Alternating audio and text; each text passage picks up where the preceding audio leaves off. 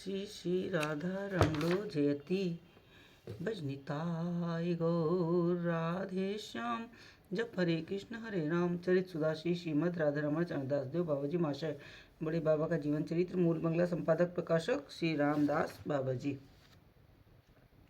एक दिन बाबा जी महाशय जहाँ पीठामठ के पंगत घर में बैठे थे, हरिदादा जाकर बोले, मुझे दया कर भेंट दे दीजिए। मेरी अब इस प्रकार धोती चादर पहनने की इच्छा नहीं होती। बाबा जी, क्यों? तुम्हारा भेंट तो हो गया। सुना है कि तुम लोगों में विवाह से पहले भेंट न हो तो विवाह ही शुद्ध नहीं होता।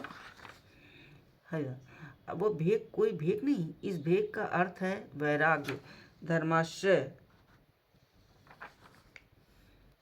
वैराग्य धर्माश्रय, उस भेंट का अर्थ है संसार में प्रवेश। मुझे और बुलावा देने से काम नहीं चलेगा, भेंट देना ही होगा। बाबा जी, क्या वास्तव में अब और संसार धर्म पालन करने की तुम्हारी इच्छा नहीं है? हरिदास, मैं संसार में प्रवेश ना करूंगा। हरिदादा, मैं संसार में प्रवेश न करूंगा, आप कृपा कर मेरा माया बंधन काट दीजिए। इतना कहकर वे उनके चरण पकड़कर रोने लगे। उन्होंने उन्हें आलिंगन दान कर कहा, देखो, यदि यथार्थ ही वेश परिवर्तन करने की इच्छा हो तो उधर का जो कुछ भी खिंचाव है उससे पहले मुक्ति पालो, क्योंकि वैराग्य लेकर फिर राज दरबार में जाना बड़ा गलत है।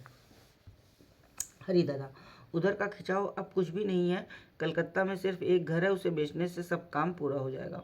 बाबा जी, तो इस काम को करके ही भेंट लेना। हरिदादा ने और कुछ ना कहा। वे कलकत्ते जाकर 7 दिन के भीतर घर बेचकर सीधामपुरी आ गए। घर बेचकर जो रुपए प्राप्त हुए उन्हें बाबा जी महाशय के आगे रखा तो वे विस्मित होकर बोले, इतने में ही घर बेचा है? हरिदादा जी, आपकी बड़ी कृपा है।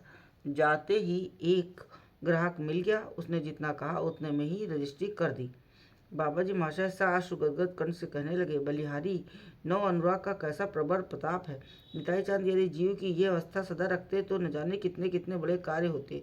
अच्छा, ये रुपये अपनी माँ को न देकर यहाँ क्यों लाए? हरिदादा, मैं आपके अतिरिक्त और किसी को नहीं जानता। मेरी नाम की जो कुछ वस्तु मेरे पास है वो सब आपके श्री चरणों में समर्पित है। मैं जीवन भर के लिए आपका अशिष्ट दास हूँ। मुझे और माया के प्रलोभन में फिरकर प्रताड़ित ना करें। बाबा जी महाशय और कुछ ना कह सके। जय हो बड़े बाबा की।